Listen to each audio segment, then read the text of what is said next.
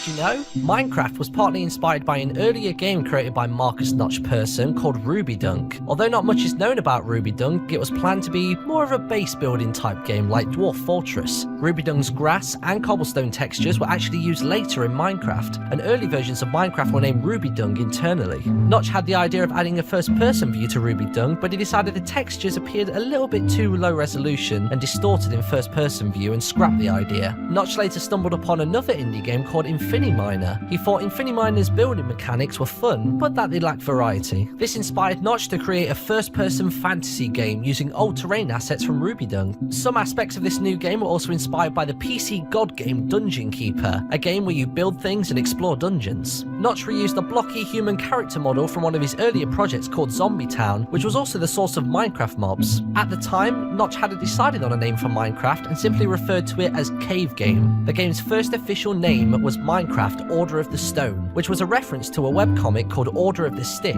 The game's name was shortened to just Minecraft to appear simpler and prevent people from confusing it with the Order of the Stick webcomic.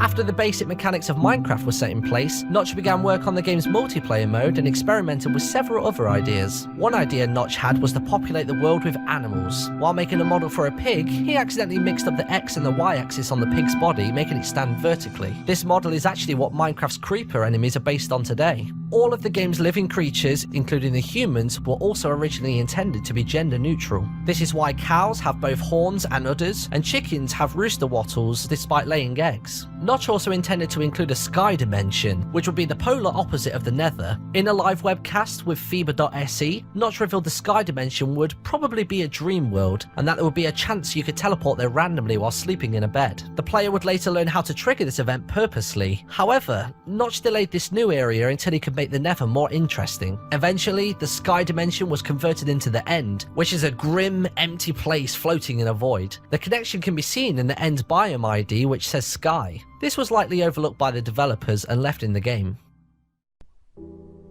Minecraft's been updated over the years with new features, but Easter eggs and secrets are also snuck in as well. When you enchant an item in the game, the strange symbol that describes the type of enchantment you're using is actually a direct usage of the standard galactic alphabet from the Commander Keen series. In October 2011, Notch posted an image on Twitter of Minecraft's enchantment screen. The image contained a few hidden messages in the standard galactic alphabet. The first enchantment translated as "Well played, internet, you are good." The second translated as "These names will be random and confusing." And finally, the third translated as "Each spell costs experience levels," which secretly described a function of the enchantment table. When the enchantment table was added to the game, more references were included. One of these enchantments translates as "The Elder Scrolls," likely a joke aimed at Bethesda, creator of the Elder Scrolls series, and whose parent company ZeniMax attempted to sue Mojang for their name of the upcoming game Scrolls. The enchantment that says Klaatu Beretta Nikto is a misspelled reference to Klaatu Barada Nikto. The phrase originates from the 1951's The Day the Earth Stood Still. There's also an enchantment that says Zizzy, which is a magic spell from an old 1970s adventure game called Colossal Cave Adventure. Even Minecraft's title screen has hidden secrets. The text below the main title is changed randomly and sometimes references pop culture. But if you go into your Minecraft files and delete splash.txt without deleting the meta.inf folder, the splash text on the title screen will say "Missing No."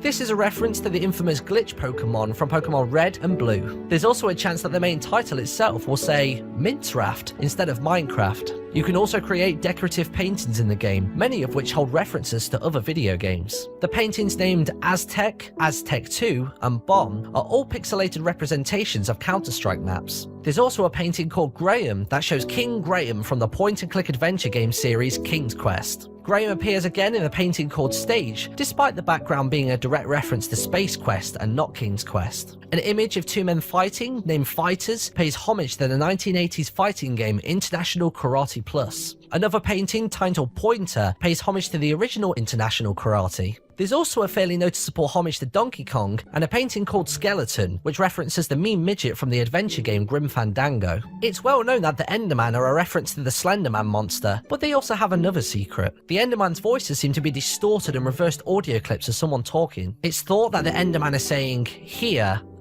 "Hiya," "What's up," or "This way," "Forever," and "Uh-oh."